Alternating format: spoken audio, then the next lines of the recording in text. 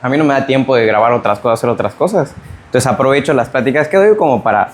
Y de repente si ustedes quieren ver el resumen, si no anotaron algo, pues luego lo van a poder ver en Instagram cuando suba las cosas a redes sociales, que luego se las paso. Bueno, mi nombre, ya me presentaron, me llamo Brian, soy abogado y actualmente estoy estudiando filosofía.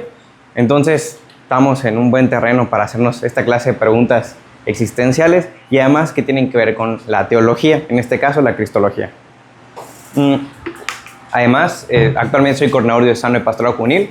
No me estoy presentando para que digan, wow, no, me estoy presentando para que sepan de que, bueno, lo que me va a hablar no solo viene de la opinión de Brian, sino de cierto estudio, de cierta profundización que he hecho al respecto, ¿no? Más que nada por eso lo hago, ¿no? Entonces, cristología. Pregunta rápida, ¿alguien ha escuchado hablar algo de cristología? ¿O a qué le suena cristología? Estudio de Cristo. La persona de Cristo, sus valores, la actitud, ¿no? Ok, como la actitud de Cristo, la persona de Cristo, muy bien. Es cierto, ¿no? O sea, ciertamente la cristología va a versar sobre todas las cosas, sobre la segunda persona de la Santísima Trinidad, que es Jesús. Luego hay otra que se llama neumatología, que eso tiene que ver con el Espíritu Santo. Neuma significa alma en griego, entonces luego de latín pasó a neuma. En fin, muchos datos innecesarios, pero el chiste es de que sí, hay como un estudio por cada persona de la Santísima Trinidad al preguntarnos por quién es esta persona. ¿A qué nos referimos cuando hablamos con esta persona? Y ahí está. ¿Qué es la cristología? Como dijimos, es una rama de la teología. Toda la teología en general es el estudio sobre Dios. Teo significa Dios, logos, logía, es el estudio sobre algo, ¿no? Si vieron griego, vieron latín en la prepa, pues a lo mejor se acuerdan un poquito de eso, ¿no? Entonces la teología es el estudio sobre Dios. Bueno, de la teología tenemos distintas profundizaciones. En este caso la cristología, ya les dije otra, la neumatología. Pero también hay otra, por ejemplo, que se llama la soteriología. Esa no se la tienen que aprender aún. Ahorita les voy a ir explicando qué onda, ¿no? Pero la cristología efectivamente nos va a hablar de la segunda persona de la Santísima Trinidad, que es Jesús. A la pregunta que va a responder la cristología es, ¿quién es Jesús? ¿Qué es Jesús? O sea, esa va a ser la profundización que va a hacer. Porque no es tan sencillo, no es tan fácil. Y les voy a poner más adelante un ejemplo, ¿no? Voy a pasarme acá nada más para... Y bueno, esos misterios de lo que es la cristología, hay que tener claro esto, ¿no? Es un misterio. Misterio quiere decir que es algo que no podemos agotar completamente su comprensión, pero que sí es razonable. A veces pensamos que misterio significa como de que, no lo puedo entender y ahí quedó y la respuesta es porque sí. No. Un misterio se puede razonar. Nuestra fe es razonable. Podemos hacer ciertas argumentaciones lógicas, razonables de la fe, pero nunca vamos a poder agotar el misterio. El misterio, eso significa que es como inabarcable. A pesar de que podemos acercarnos ahí, entender más o menos, no lo podemos terminar de abarcar, ¿no? Lo que conocemos sobre Jesús, lo conocemos evidentemente sí por las Sagradas Escrituras, pero también por la Sagrada Tradición. De hecho, mucho de lo que vamos a ver ahorita de la cristología se va a entender con base en la Sagrada Tradición. Brian, ¿qué es eso de la Sagrada Tradición? Voy a hacer un pequeño así resumen, ¿no? Lo revelado, lo que revela Dios en sí, es Jesús. No sé si han escuchado que se dice que Jesús es el verbo de Dios, la palabra de Dios. Juan 1.1, así abren su Biblia, Juan 1.1 aparece. Y en el principio está el verbo, bueno, Jesús es la palabra. O sea, lo que Dios quiso decir, si yo quiero conocer a Dios, tengo que ver a Jesús. Jesús es quien lo revela plenamente. Ahora bien, Jesús se reveló de dos maneras, o más bien, conocemos a Jesús de dos formas. Uno, por lo que vemos escrito en las Sagradas Escrituras, y dos, por lo que se ha transmitido oralmente. De hecho, primero fue lo oral y después fue transmitido, después ya fue escrito oralmente. Por ejemplo, en las cartas de Pablo, si alguna vez han abierto su Biblia, han caído ahí en las cartas de Pablo, verán, en el Evangelio de Lucas. Lucas, cuando empieza su Evangelio, dice que él hizo una investigación exhaustiva para saber quién era la persona de Jesús, cómo había nacido y todo esto. De verdad, Lucas 1.1, léanlo, Lucas 1.1, y él va a dar una introducción. De hecho, está dirigido a una persona. No recuerdo si era Teófilo o no me acuerdo quién, pero Lucas escribe y dice, esto va dirigido para ti, fulanito de tal, ¿no? Si ahí encuentran su escritura, lo pueden hacer. Fulanito de tal. Y esto fue con base a lo que recopilé, escuché, fueron transmitidos. Y por eso en Lucas, no sé si han fijado, pero en Lucas se muestran cosas que en otros evangelios no se muestran. Por ejemplo, la anunciación a María. Porque se dice que Lucas, de quien escuchó el evangelio fue de María. Por eso Lucas es un evangelio muy, muy mariano en ese sentido, ¿no? Porque, por ejemplo, ¿quién más iba a saber qué fue lo que el ángel le dijo a María, sino María? ¿Quién más iba a saber lo que María le respondió al ángel de he aquí el esclavo del Señor, hágase en mí según tu palabra, mi alma glorifica al Señor mi Dios y todo ese Magnificat, sino María? Bueno, María fue la que le dijo, quien le transmitió, y luego Lucas puso por escrito, ¿no? Pero ahí vemos estas dos fuentes de la revelación. Ahora sí, para entender la cristología, voy a empezar con una regla de oro. Porque es complejo, ¿eh? Aquí nos vamos a empezar a meter a teología profunda. Y desgraciadamente no tenemos tiempo para que yo pueda sentar las bases de la teología, de esto, de no sé qué, ¿verdad? Pero hay una regla de oro, que con esto, miren, les aseguro que no van a decir ninguna herejía sobre Jesús. O al menos, tal vez va a ser más difícil que digan alguna herejía sobre Jesús si siguen esta regla de oro. Y la regla de oro es que la cristología, lo que entendemos de Jesús, depende de la soteriología. Brian, ¿cómo se escribe soteriología? Así es como escucha, soteriología, soter. Brian, ¿qué es eso de soteriología? No te lo voy a explicar. Ahorita con la imagen lo vas a entender muy bien. ¿Ya ven la imagen que está allá? Ahorita que terminen de escribir, para que tengan chance de escribir bien. Con esta imagen lo van a entender.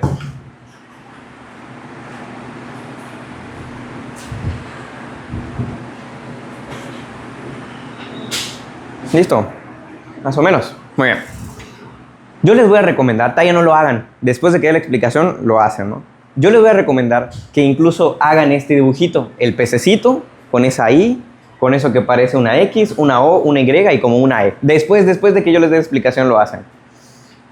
Este pececito es clave. Antes de que los cristianos usáramos una cruz, usamos este pececito. ¿Alguien sabe por qué? ¿O se imagina por qué? Creo que fue porque fue después de Jesús en las persecuciones que había, era para identificar a los grupos cristianos. Claro, quién era cristiano y quién no era cristiano. Muy bien, es cierto, pero ¿por qué un pez? O sea, ¿qué? Porque era pescador de hombres, o sea, hombre del camino. Por eso era pescador de hombres también. ¿Alguna otra idea más que pueda hacer? ¿Tiene mucho que ver? Sí, tiene todo eso que ver. Aquí. Para multiplicarlos, significa que todos estaban. Y sobre todo por la multiplicación de los panes y peces, ¿se acuerdan? Sobre todo era por allá. Pero sí, todo lo que dijeron es correcto, ¿no? Tenía todo ese sentido. Pero además ese pececito se acompaña de estas letras griegas. En español ya luego lo usamos como ictus o ictis o ixis, depende de la pronunciación, obviamente. Pero esas letras son siglas, o sea, cada letra significa algo. Empezamos con la I, que es Jesús, Jesús, así es como traduce, Jesús. La X, que sería el Christos, Jesús, Christos. La O, que sería Theos, o Theos, Dios, Theos. La Y, que sería Ios, o hijo, filio, hijo. Y la S es soter. ¿Se acuerdan cómo se llamaba la otra parte de la teología? La soteriología. Ahorita van a entender por qué se llama soteriología. Jesús, para empezar, el nombre Jesús, no sé si lo sabían, pero significa el Señor salva, o Dios salva, para empezar, ¿no? En segunda instancia, Cristos significa ungido, Mesías, Salvador. En el Antiguo Testamento van a ver que incluso los reyes eran ungidos, eran unos Cristos, pero no eran el Cristo definitivo, por decirlo así, ¿no? La O es Theos, Dios, Jesucristo, Dios salva, Mesías, Salvador, Hijo de Dios, y al final dice soter, que significa salvador. Soter significa salvación. Fíjense cómo en el nombre de Jesús, que Jesús es Dios salva, una cualidad, ya tenemos la primera cosa cristológica, una cosa fundamental de Jesús, una función fundamental de Jesús, una identidad de Jesús es que Él salva. Él salva. Por eso la soteriología tiene que ver con la cristología, porque es necesario entender cómo nos salva Dios o de qué nos está salvando Dios para yo entender quién es Jesús. Muchas veces en el catecismo, desgraciadamente, que recibimos de niños, y después ya no lo continuamos también, pasa mucho eso, nos quedamos con una idea muy infantil de, por ejemplo, de por qué necesito salvación, ¿no? Parece que de repente los católicos, los cristianos en general, como que estamos viviendo de la culpa, ¿no? Es como que, es que eso es pecado, y es pecado, y es pecado. Y yo así como que, ¿pero por qué me hace sentir culpable de algo que ni siquiera me siento culpable, ¿no? O sea, ¿por qué pecado esto, pecado lo otro, pecado no sé qué, no sé qué? Pero eso es por una mala comprensión de lo que significa el pecado, de lo que vino a hacer Jesús, de salvarnos, ¿no? No estamos en clase de eso para hacerlo, pero nada más quiero dejar como eso asentado, que ustedes entiendan que mucho va a depender de cómo entendemos la salvación y de qué nos salva Jesús. Lo que Jesús nos salva es del pecado, ¿sí? Y de sus consecuencias. Y esto es algo bien universal. A veces pensamos que es solo de la Iglesia Católica, de la fe cristiana, pero el pecado es una realidad existente en todas las culturas. No importa a qué cultura te vayas, si un señor viola a una niña de 5 años, se va a ver raro, se va a ver mal, va a haber algo que no cuadra, que va a ir contra natura. O sea, ni siquiera estoy hablando ahí de Jesús ni nada. O sea, va a haber algo que ahí no cuadra, no choca, o sea, no queda. Y ese es un llamado, una respuesta propia en el ser humano. A eso es lo que nos referimos cuando decimos que Jesús nos viene a salvar de las consecuencias del pecado, más bien, y sus consecuencias. O sea, ya vemos primero un carácter que es universal. Jesús es salvador de todos, de todo aquel quien lo acepte, ¿no? De todo aquel quien lo desea recibir, pero de todos.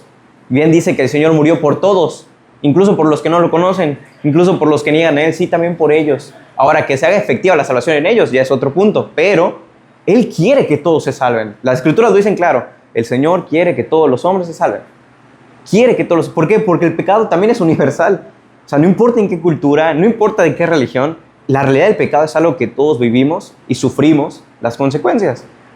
Entonces, no es porque en la Iglesia Católica te quieren decir de que es pecado hacer esto, es pecado hacer lo otro, es pecado... No es porque te queremos culpabilizar.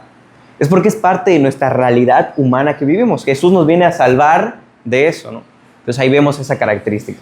Entonces, resumiendo, ahora sí ya pueden hacer el dibujito mientras, si quieren. Voy a hacer una como conclusión de este apartado, mientras pueden hacer su dibujito. Resumiendo, la cristología depende de la soteriología. Soteriología es el estudio de la salvación, cómo se da la salvación. Soter, eso significa salvador. De hecho, Jesús en sí mismo es soter. Le podríamos llamar a Jesús soter. Él es el soter, Él es el salvador, el que salva. Y, este ejemplo está bueno, lo voy a hacer zoom, nada más para que no se me olvide. Entonces, la cristología va a responder a la pregunta de ¿quién es Jesús? Cristología responde a la pregunta fundamental de ¿quién es Jesús? Soteriología va a responder a la pregunta también fundamental de ¿qué hizo? ¿De qué nos salvó? ¿Qué acciones hizo? O sea, toda esa parte, ¿no? Ya ahora les voy a mostrar cómo esto es súper, súper importante para entender a la persona de Jesús. Vamos a llegar a un acuerdo. Dios necesita de algo.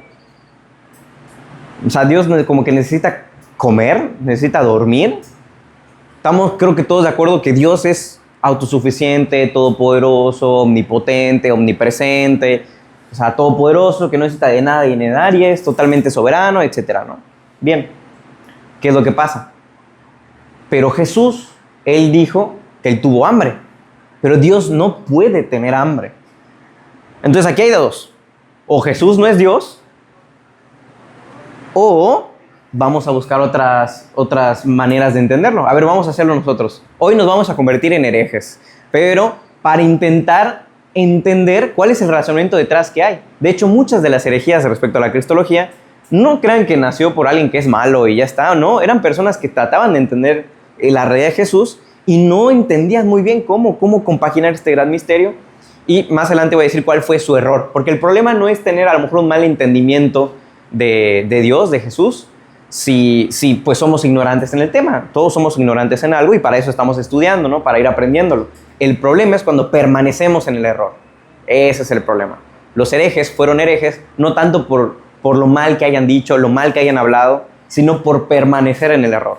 Por aún después de ser corregidos, permanecer en el error y ser soberbios y decir, no, es esto. Entonces, partamos de esto. La afirmación es, significa afirmación.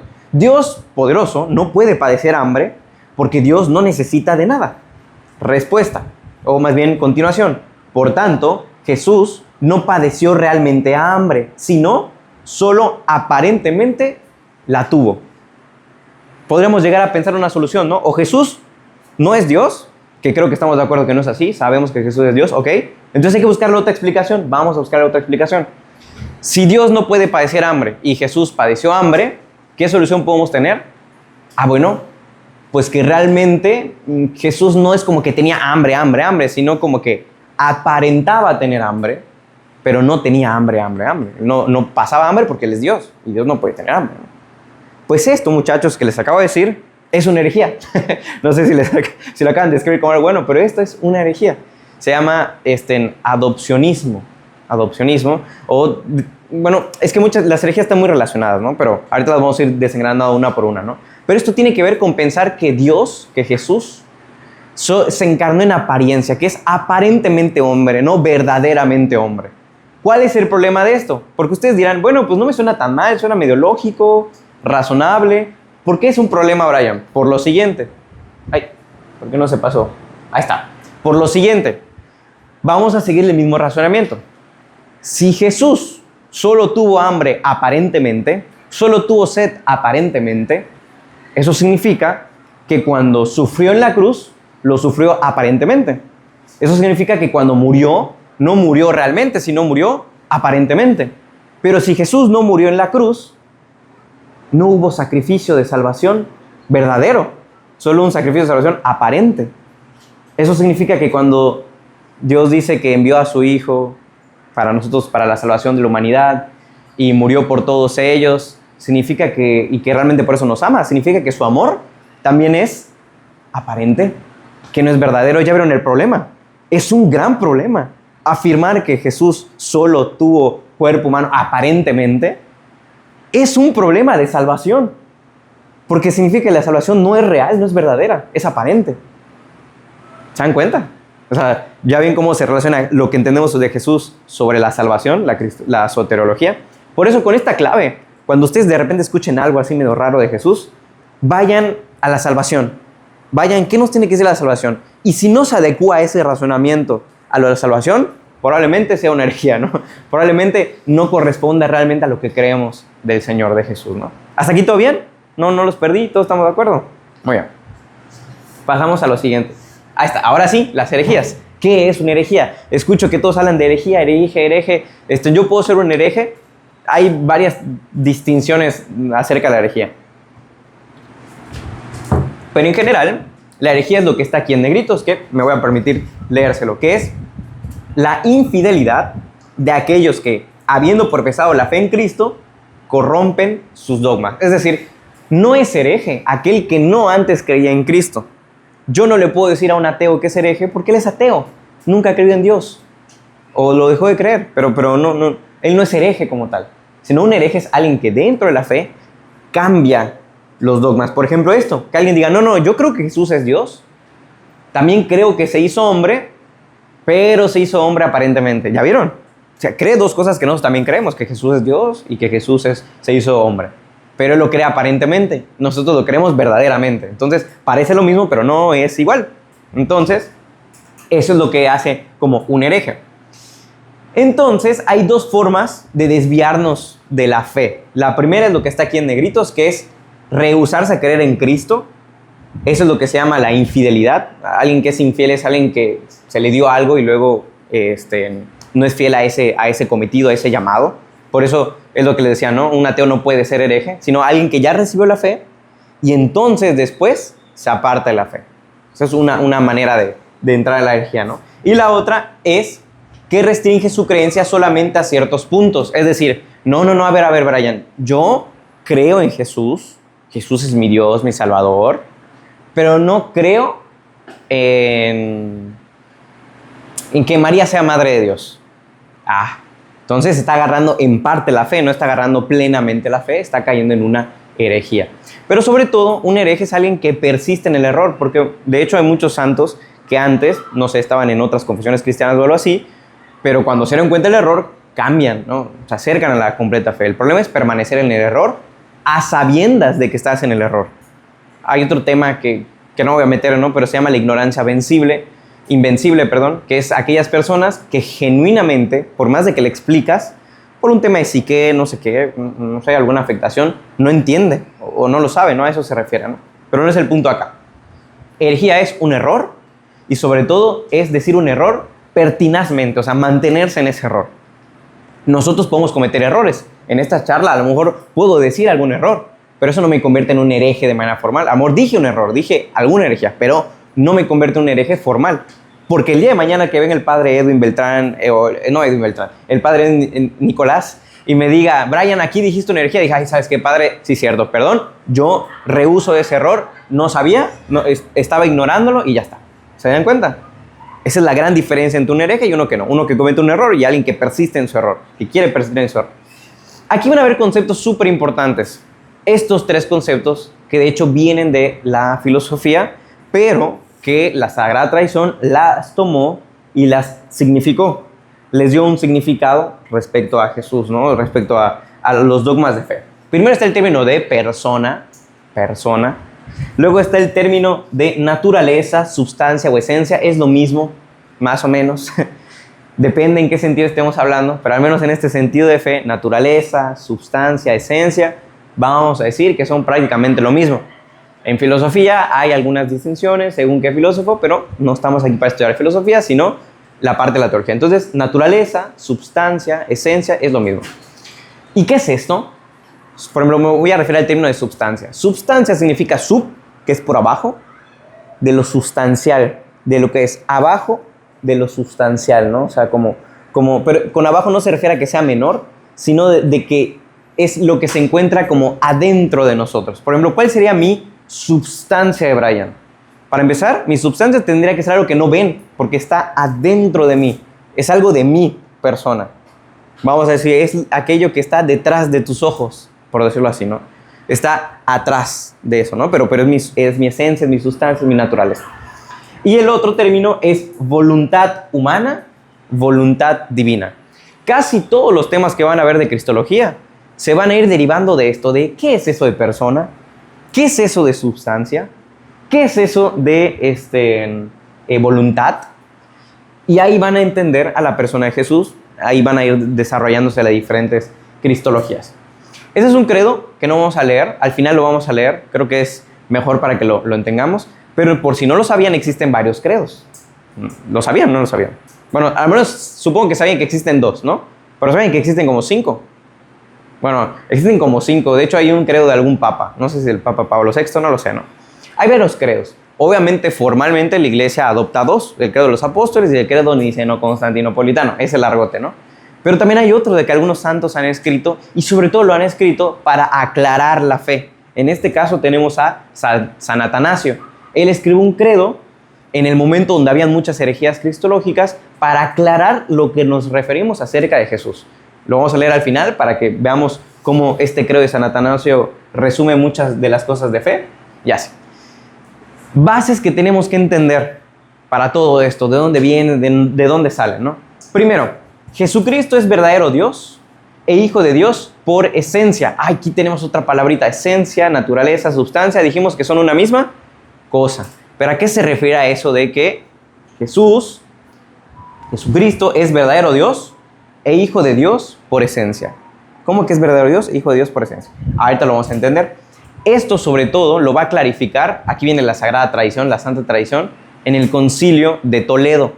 Hay varios concilios a lo largo de la historia de la Iglesia. No estoy aquí para hacerles un recorrido de la historia de la Iglesia, pero en los concilios, al menos los católicos, creemos que el Espíritu Santo actúa infaliblemente asistiendo lo que van a decir. O sea, para nosotros no solo es palabra de Dios lo que dice la Biblia, sino también es palabra de Dios lo que hizo un concilio cuando fue asistido por el Espíritu Santo, cuando está en comunión con el Papa, no sé qué. Hay muchas cosas que no estoy para meterme, pero nada más decirles que aquellos concilios que son reconocidos por la Iglesia Católica también son palabra de Dios, porque van a clarificar lo que dicen las Escrituras.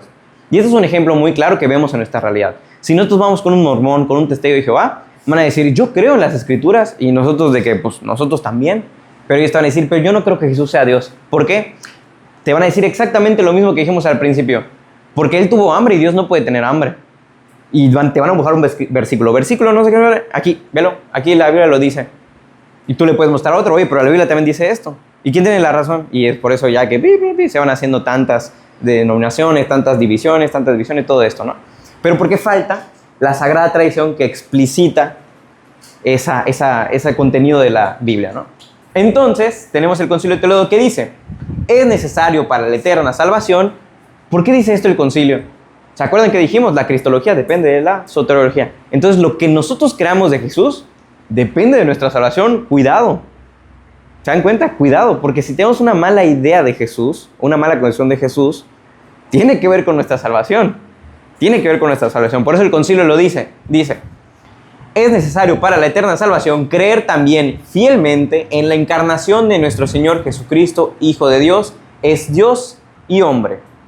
¿Se dan cuenta? En resumen, Jesucristo posee la infinita naturaleza divina en todas sus perfecciones. No voy a meter a ver qué es perfecciones. Abajito dice los versículos que se tratan. Pero el chiste es entender que algo fundamental, la primera base que ustedes tienen que entender cuando escuchan algo así raro, nosotros creemos que Jesús es verdaderamente hombre y verdaderamente Dios. ¿Mitad Dios, mitad hombre? No.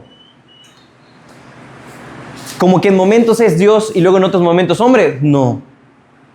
Completamente Dios y completamente hombre al unísono, en el mismo instante, en el mismo momento. Pero ¿cómo, Brian?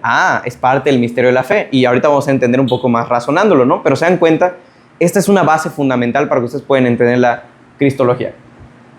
Luego vamos a ver el tema de las dos naturalezas de Cristo. Esto fue, de hecho, San León Magno, que si no estoy mal fue papa, que promulgó esta parte dogmática que dice, Cristo es entero en lo suyo y entero en lo nuestro. ¿A qué se refiere esto? Claro, como Jesús es Dios, es completamente Dios en lo suyo, divinidad, pero también es completamente hombre en lo nuestro. Toda la realidad que nosotros vivimos como seres humanos, Jesús también la vivió, excepto el pecado. Es la única excepción que hay al respecto, ¿no?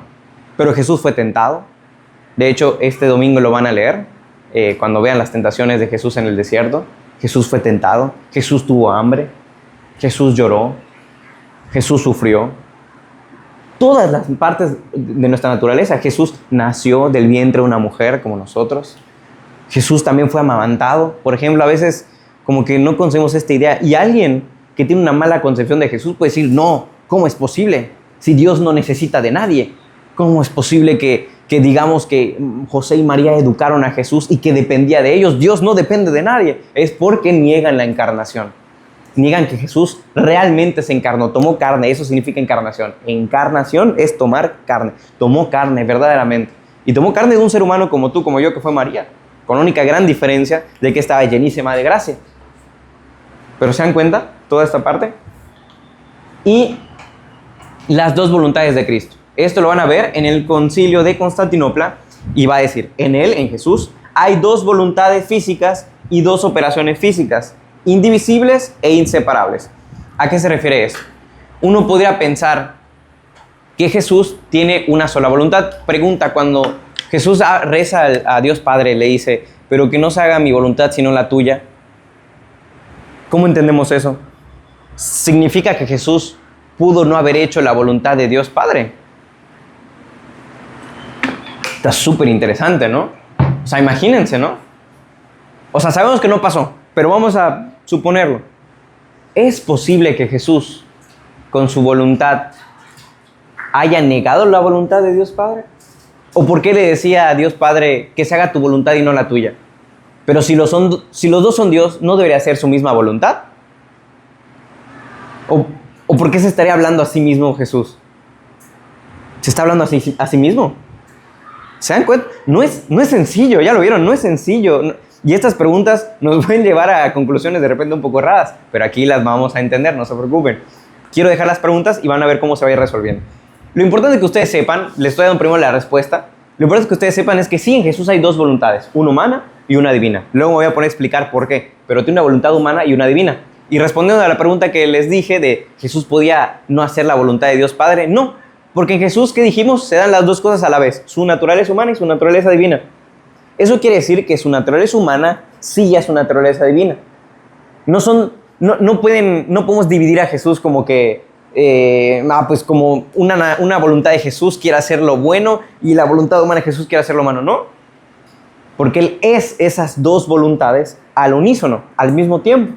Entonces Jesús no podía decirle que no al Padre Porque era su voluntad humana no decirle que no. Y también era su voluntad divina no decir que no.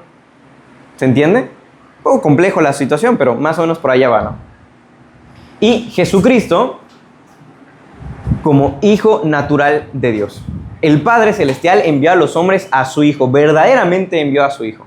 Cristo no tiene doble filiación, filiación quiere decir como relación, doble filiación, sino una única filiación natural con Dios Padre. ¿A qué se refiere esto? Por ejemplo, nosotros somos hijos de Dios, ¿no? Sin embargo, no somos igual de hijos que Jesús es hijo del Padre, ¿se entiende? Y tiene que ver con ese tema de la naturaleza. Nosotros, y en Jesús, a pesar de que tiene naturaleza humana y naturaleza divina, no tiene dos filiaciones. No es como que la parte de la naturaleza humana de Jesús es hijo de Dios y la parte divina de Jesús es hijo de Dios. No, no, no. Él es, su persona, todo es hijo de Dios. Solo es una filiación, no dos. No es como que hijo de Dios en cuanto a naturaleza humana, hijo de Dios en cuanto a divinidad. No es, él es hijo, su persona es hijo. Y aquí vamos a entender algo. Jesús no es o naturaleza humana o divina. Jesús es una persona. Y ahorita vamos a entender a qué nos referimos con persona. Porque querían pasar a esto, a mi parte favorita. Vamos a encontrar el hereje. Hoy vamos a ser herejes todos. Y el tema que les quiero hablar primero es el gnosticismo. Les voy a dar una pequeña introducción sobre qué es el gnosticismo. El gnosticismo es una corriente filosófica, primero que nada, que impregna a todas las religiones. Cuando el evangelio fue llegando en la parte romana, en donde había mucha cultura filosófica, en Grecia y todo esto, empezó a haber un choque con esa cultura gnóstica. Por eso los romanos tenían diferentes dioses y ellos no tenían problema con que hayan diferentes dioses. Su problema era con afirmar de que había un solo Dios. Eso sí, no. Por eso perseguían a los cristianos. Porque los romanos adoptaban cualquier dios. Que si era Júpiter, Júpiter. Si era Zeus, Zeus. Véngase para acá. Nos da igual. Porque ellos tenían una gnosis. Ellos, su Dios, por decirlo así, era el conocimiento. Ellos entienden de que, mira, y de hecho es algo muy de nueva era actual. Aquí hay un revivir del gnosticismo. Decir de que no, es que Buda fue un gran maestro. Jesús también fue un gran maestro. Porque todos nos dieron un conocimiento de sabiduría interior. Eso es gnosticismo. En el fondo es gnosticismo. Creer a Jesús solo como un maestro, como un profeta, porque nos dio un buen conocimiento, ¿no? Pero Él no es Dios, o sea, Él más que nada fue como un mensajero que nos envió sabiduría. No. Bueno, con el cristianismo empezó a pasar algo similar. De repente se empezó a mezclar el gnosticismo con el cristianismo y empezó la herejía gnóstica cristiana. Aquí vamos a ver algunos representantes de ellos, Marción, sobre todo Valentín. Y para ellos Jesús solo es un portador de un conocimiento entre muchos otros que da claves de vida. ¿No se han escuchado de que lo importante es ser buena persona? Cree en la religión que quieras. Total, pues lo importante es ser buena persona en la vida. Toma lo bueno que te dice Buda, toma lo bueno que te dice Vishnu, toma lo bueno que te dice Ra y Zeus y lo que dice Jesús y sé buena persona. Eso en el fondo es gnosticismo. A lo mejor conocen incluso a gente que se dice católica y tiene esta clase de razonamiento, sin querer está cayendo en un gnosticismo. Y ahí lo ven, ¿no? ¿Cuál es la refutación de esto? San Hipólito, y aquí sobre todo si quieren anotar algo como para profundizar después, porque no nos va a dar tiempo de profundizar todo, es los nombres de los santos que refutaron estas cosas, ¿no? San Hipólito, San Irineo, son esas dos personas. Ellos afirman que Jesús hay una sola persona divina con dos naturalezas, humana y divina. Es decir, Jesús es verdaderamente Dios y verdaderamente hombre. Es lo que les ya dijimos anteriormente, ¿no? Ahí está. Luego está el docetismo, ya lo explicamos, es el de apariencia. Jesús como aparentemente Dios, como aparentemente sufrir, ¿no? Pero no, sabemos que Jesús realmente sufrió. Eso fue por Marción. Marción fue uno de los principales que empezó a promover esto y reduce la carne de Cristo a una apariencia. ¿Quién lo refutó? San Ignacio de Antioquía, en donde dice que Jesús realmente bebe, llora, ríe, se cae, se lastima verdaderamente, ¿no? Y hay unos versículos bíblicos allá que luego pueden profundizar. Luego les mandan la presentación para que puedan ir profundizando un poquito más, ¿no? El evionismo o recepción. Este también es algo que tengo que confesar. Me van a funar feo, pero lo siento, era un ignorante. Algo que yo creía. Pensar que Jesús no nació siendo una persona divina, o sea, no nació con su naturaleza divina, no nació con su naturaleza divina, sino que en el bautizo como que la recibió. Porque Jesús era un hombre como tú y como yo, ¿no? O sea, pero recibió como una gracia especial de Dios en el momento de su bautismo, que Él hizo que pudiera hacer milagros y prodigios y perdonar pecados. Pero no es que fuera Dios, porque como Dios, el inagotable, omnipotente, va a reducirse a nuestra naturaleza humana, ¿no? Viene de esa parte, ¿no? De no entender la encarnación también, ¿no? Y el error es que Jesús solo era un humano más y no había sido engendrado por el Padre. Claro, porque ellos decían, ¿cómo Dios se va a encarnar si la materia es algo creado y Dios es increado? Si Jesús se encarnó, no puede ser Dios, porque significa que fue creado. ¿Y qué decimos en nuestro credo? Engendrado, no creado. Ahí viene la respuesta del credo. Jesús no fue creado, fue engendrado del Padre. No es que el Padre lo creó, lo amasó, como si desde la eternidad no existiera Jesús. O sea, solo estaba Dios Padre y después agarra a Dios Padre con su ser, qué sé yo, y crea a un Jesús. No. Jesús desde la eternidad existe. El Espíritu Santo también. Siempre han existido, siempre han estado. Ellos son. Y ahí viene ese error, ¿no? Pero por eso decimos que es engendrado del Padre, como hijo engendrado del Padre, pero no creado. Él no lo creó como tal. Tampoco por la parte de su naturaleza humana. Ahí. Luego está el adopcionismo, que mucho tiene que ver con su nombre, ¿no? Como que Jesús adopta la naturaleza humana, pero no se hace verdaderamente humano. La mayoría de las herejías van a ver que van a ir versando entre que, bueno, agarró esto, pero no otro. O sí esta parte, pero no lo otro. O sea, sí humano, de que sí lloró y todo, pero no verdaderamente, pero no sustancialmente, pero no naturalmente, y cosas así, ¿no? Lo van a ir haciendo. El error es creer que Cristo es un hombre adoptado por Dios con una gracia especial. ¿Y cuál es el problema? Que niega la Trinidad y niega la divinidad de Cristo. Y aquí, nuevamente, por eso nosotros respondemos con eso, ¿no? Que Jesús es verdadero Dios y verdadero hombre, ¿no? Luego está el sabelianismo, que viene de un señor llamado Sabelio. La mayoría de las herejías tienen su nombre por la persona que fue quien las promovió. Este es el caso del sabelianismo, alguien que se llama Sabelio. ¿Y qué es lo que decía Sabelio? Él decía, Cristo es una proyección de Dios. Jesús no tendría una esencia, sino no sería una persona como tal. ¿Qué quiere decir? Dice, a ver, fíjense, esto es complicado.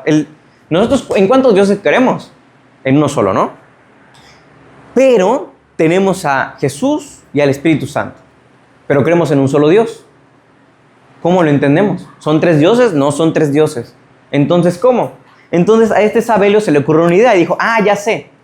Es un solo Dios que se proyecta en las otras personas. Eso también es una herejía. Es como decir que era un holograma Jesús, ¿no? Que el único Dios realmente se proyectó. Ahora tomó forma de Jesús, luego va a tomar forma del Espíritu Santo y luego forma del Padre, pero realmente no es ninguna de esas formas. No, no es así. Ese es su error. Ahí es lo que él estaba marcando, Sabelio. Porque quería buscar una solución al tema de la Trinidad, porque en ese entonces todavía no estaba bien definida la Trinidad. Entonces, fíjense cómo existían estas discusiones, ¿no? ¿Cómo salvamos que creemos en un solo Dios, pero que también creemos que Jesús es Dios, que el Padre es Dios y que el Espíritu Santo es Dios? ¿Cómo salvamos eso? ¿Cómo reconciliamos eso, no? ¿Cómo lo entendemos? Luego está de las más grandes herejías que hubo. Con esta herejía les tengo que decir algo. La mayoría en la iglesia, al menos de Oriente, la mayoría de la iglesia católica, imagínense que prácticamente todos los obispos de esa época eran arrianos. O sea, habían caído en la herejía arriana. Brian, ¿qué pasó? ¿Cómo se solucionó ese tema? ¿Cómo no caímos en el arrianismo? Primero que nada, por gracia de Dios. Jesús le dijo a Pedro, y tú eres Pedro, esta piedra edificaré mi iglesia, y las llamas del Hades no prevalecerán. La promesa de Jesús de que el Espíritu Santo nos va a guiar a toda verdad, eso es literal lo que en esos momentos mantuvo. Porque por democracia, la mayoría de los obispos eran arrianos. Y aún así, la fe se mantuvo por gracia de Dios y obviamente por otros obispos que no eran arrianos y defendieron fervientemente la fe. Uno de ellos, San Nicolás. Sí, Santa Claus, sí, San Nicolás. Y no era tan amigable de dar regalos. En ese concilio, San Nicolás agarró a Arrio y le dio un cachetadón porque se atrevió a decir que Jesús no era Dios. Esa es la herejía de Arrio, decir que Jesús no es Dios. que sí es persona, sí tiene la naturaleza divina, pero no tenía la misma naturaleza de Dios, sino solo como en parte. Niega la divinidad de Cristo, considerarlo como un hijo adoptivo de Dios y no consustancial. O sea, es como, sí, o sea, sí es igual que Dios Padre, pero no en su esencia. No sé si me va a entender, no en su naturaleza. Sí es igual, pero no en su esencia. Lo cual es una tontería, ya visto tiempo después, porque yo les voy a preguntar. Pregunta, ¿cómo te llamas? Miguel, yo soy Brian. Somos dos personas distintas, ¿no? ¿Estamos de acuerdo? Sin embargo, tenemos una sola naturaleza. ¿Cuál es nuestra naturaleza? Humana, claro.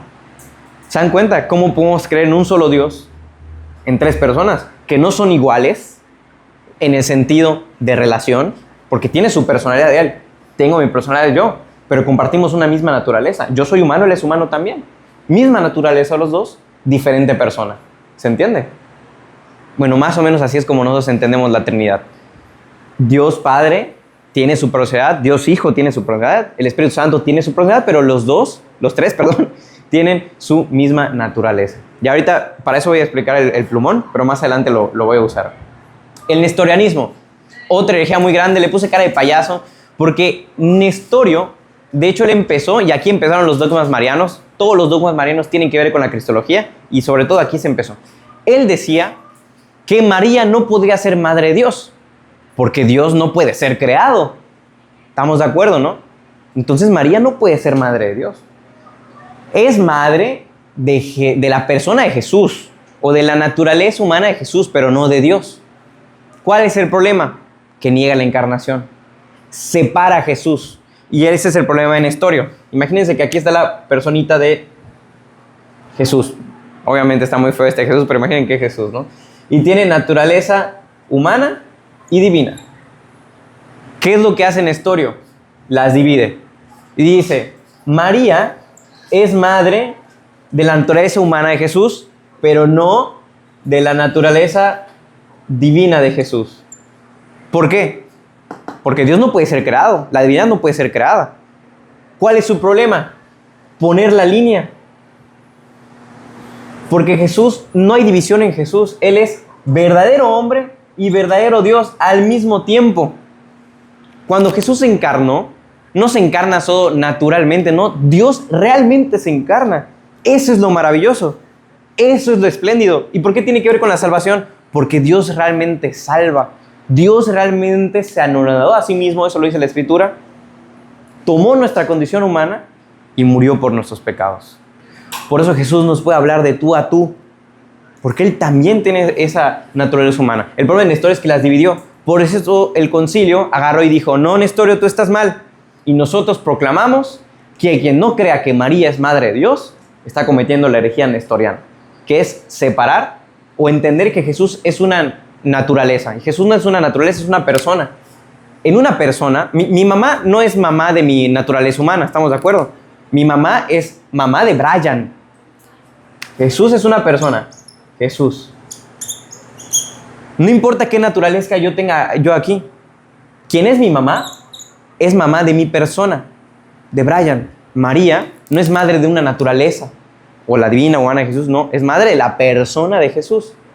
Es madre de la persona de Jesús. Y con eso no estamos diciendo que María creó a Dios. No. Estamos diciendo que María es madre de la segunda persona de la Santísima Trinidad, que es Jesús. De Él, nada más. María no es madre de Dios Padre. ¿Cuándo han escuchado que hemos dicho que María es madre de Dios Padre? Nunca. María tampoco es madre del Espíritu Santo. No, por supuesto que no.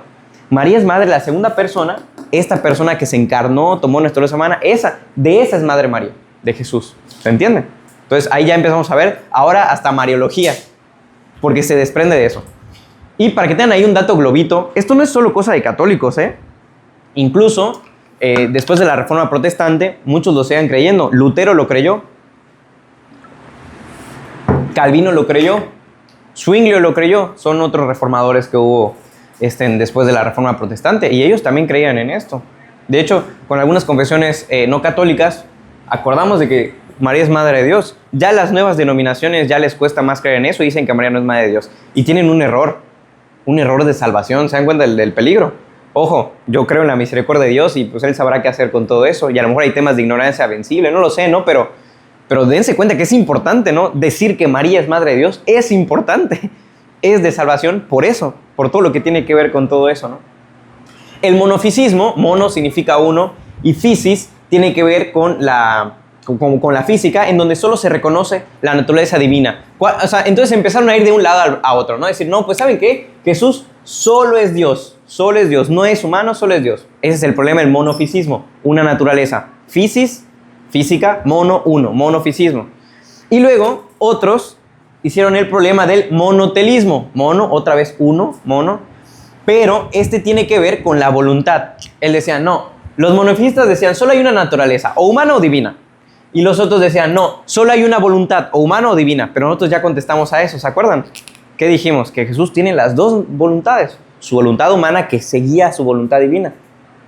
Porque Jesús no es una voluntad en sí, Jesús es una persona. Y en mi persona hay una sola voluntad. ¿Se entiende? Que a veces le quiere hacer caso a Dios o no. Pero en el caso de Jesús había dos voluntades. Pero esas dos voluntades están unidas, no están separadas. Si no, caemos en lo mismo que Nestorio, solo que con las voluntades. ¿Se dieron cuenta?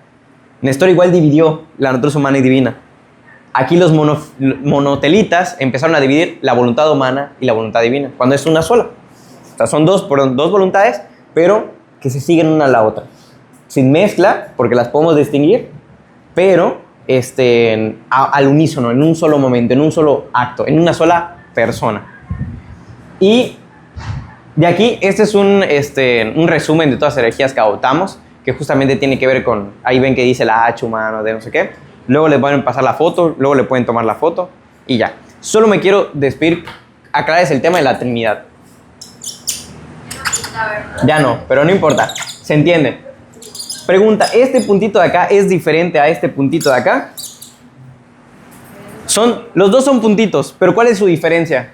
Que uno está arriba y el otro está abajo. ¿Y de este? Que está abajo, pero está a la izquierda.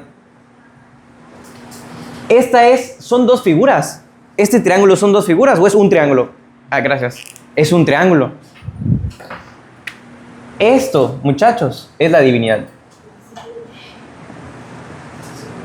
Es la divinidad. Y aquí están las personas: Padre, Hijo y Espíritu Santo. Cuidado, porque a veces vamos a entender que, como que Jesús tiene esta parte de la divinidad, el Espíritu Santo esta parte de la, y lo que resta al Padre. No. Jesús es totalmente divino, el Espíritu Santo es totalmente divino y Dios Padre es totalmente divino. De hecho, si alguna vez han visto una imagen sobre la Trinidad, que de hecho, si no estoy mal, la representan así. Yo hice el cuadrito al revés, pero porque así estamos acostumbrados en la escuela. Pero si se dan cuenta, justamente así lo van poniendo. Hay una imagen, de ahora búsquenla, que es así.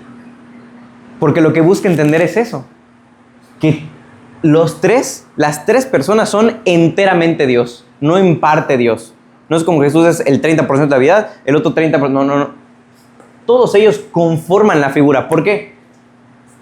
¿Qué pasa si yo no tengo este punto? No puedo cerrar el triángulo. Yo necesito tener este triángulo para que sea una sola ¿qué? Una sola figura. ¿Se entiende? Sí me debe entender la Trinidad así, ¿no? Creo que es más claro. Nunca vayan a usar el ejemplo del agua y que la Trinidad es como que gaseoso, líquido. No usen eso. En todo caso, usen este ejemplo del triángulo. Creo que es un poco mejor, más entendible. Entonces, por eso decimos que creemos en un solo Dios, una sola figura, un solo Dios, una sola esencia divina, en tres personas. Y las tres son enteramente Dios, consubstanciales, una misma sustancia, que sería esto, la divinidad, consubstanciales, una misma esencia, naturaleza, que es lo mismo, ¿no? Y ya. Hasta aquí, dudas, preguntas. Supongo que debe haber algunas, porque es un tema complicado y muy poco tiempo, pero intenté más o menos darles un esbozo así general. ¿Estamos bien? Sí. Lo de la ignorancia... Invencible. La ignorancia invencible. Se me hace muy similar al pecado, porque la gente que no se arrepiente de sus pecados, pues no tiene solución. Se me hace similar, porque pues al no reconocer tu error, pues no te estás arrepintiendo de lo que estás haciendo. Claro, exacto. No es lo mismo saber. De hecho, esa es una de las atenuantes para el pecado. Por ejemplo, matar a alguien es pecado. Matar en general es pecado. Es pecado mortal. Pero yo maté a alguien por accidente. ¿Es pecado mortal matar a alguien por accidente? No, es venial. Matar es matar, porque mató. ¿Pero qué cambió? La intención. Yo no lo quise matar.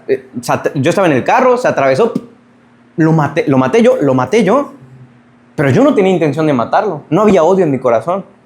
¿Es pecado? Sí, porque matar es matar, pero es venial, no es mortal. ¿Se entiende? Más o menos así va el tema de la ignorancia invencible. Igual sobre por ejemplo, lo de cuando Jesús estaba rezando en el jardín. Ajá. Le dijo que se haga su voluntad. Y no la mía. Yo cuando pienso en Jesús, cuando llora, todas las cosas que lo demuestran como hombre, pues yo pienso que es, ya que pues, es Dios encarnado, pues son las cosas que provoca la carne. Pues me imagino que pues, o sea, se me hace muy ilógico que la gente no lo perciba así, porque pues verdaderamente pues se me hace muy obvio, porque pues la carne tiene sus limitaciones. Al ser un ser humano pues tienes limitaciones. Claro, pero es obvio. En esa época no era tan obvio, pero es obvio para nosotros. ¿Por qué? Porque nosotros todos los domingos, ¿qué decimos? Creo en un solo Señor, Jesucristo, Hijo único de Dios, nacido del Padre, Dios de Dios, luz de luz, Dios verdadero, engendrado, no crea. Es la iglesia, madre y maestra, quien nos va guiando en esas cosas de la fe, y por eso para nosotros es un poco más fácil asimilarlo, porque ya tenemos algunas bases. Aunque sea de niño lo escuchaste, y ya tienes esa base. Pero imagínate en esa época donde no había, ¿no? Pero tiene razón, o sea, ya después viéndolo es como que, pues sí, fíjate, pero eso tuvo que irlo moviendo el Espíritu Santo. ¿Y ya? ¿Alguna otra pregunta? ¿Pero sí? Bueno, usted de regalar, explicando, y Ajá. Dios mío, ¿por qué me has abandonado? Ajá. O lo hace o se puede interpretar de Muy- manera en la que estaba Muy buena pregunta. Les hago una pregunta así, la tiro por allá. Eso que dijo Jesús, ¿lo dijo alguien más en el Antiguo Testamento? Jesús estaba haciendo referencia a un salmo de David, si no estoy mal. A un salmo, que es, Dios mío, ¿por qué me has abandonado? Pero lo que sí muestra Jesús no es tanto un decir como que contrario a Dios, como de que dejé de creer en Dios. Alguna gente eso dice, ¿no? Como en ese momento Jesús le reclamó a Dios Padre y dejó de creer en Dios, ¿no? Fue así. No. Jesús, como buen humano, se sintió abandonado. Como a veces nosotros, en nuestra vida diaria, sentimos que Dios no nos escucha. Jesús también experimentó eso. Y lo hizo haciendo referencia a un salmo. Un salmo que David fue lo que dijo en el momento que se sentía abandonado por el Señor, porque estaban todos ahí intentando conquistar el reino de Israel y él estaba ahí peleando y la división en su casa, muchas cosas, ¿no? Les recomiendo leer eso para que tengan mejor el entendimiento y para dar cumplimiento. Porque, qué curioso, ¿no?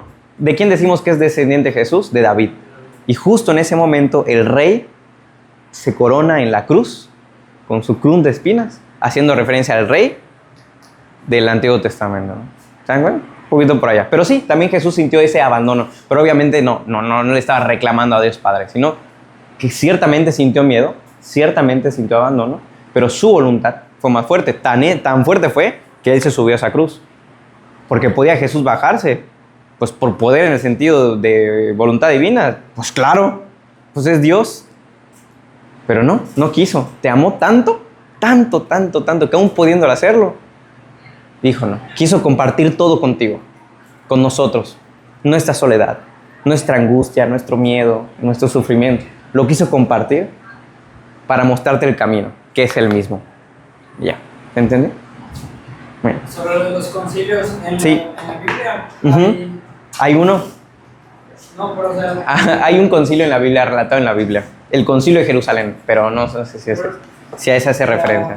En las páginas hay una raya que divide y abajo hay como que la interpretación de los... Ajá, sí. ¿Esos son de los concilios? No todos, la verdad depende de la Biblia. Hay unas que de hecho ni la traen. Pero sí, normalmente algunas enseñanzas, porque te explican ese versículo, hacen referencia a algún concilio. Sí, pero no todos. La guía práctica para decir, oye, yo quiero saber qué dijo un concilio, del catecismo. En el catecismo más o menos ahí están numerados y hay todo un capítulo que habla sobre Jesús y ahí te va a ir desmarañando cada cosita ahí de eso, te va a hacer referencia a los concilios. Ahora, si tú ya te quieres ir al concilio directamente, bueno, tienes que buscar en internet actas del concilio de Toledo de 1000 no sé qué, ya, lo buscas. Ya no voy más. No, adelante, adelante. Una vez escuché que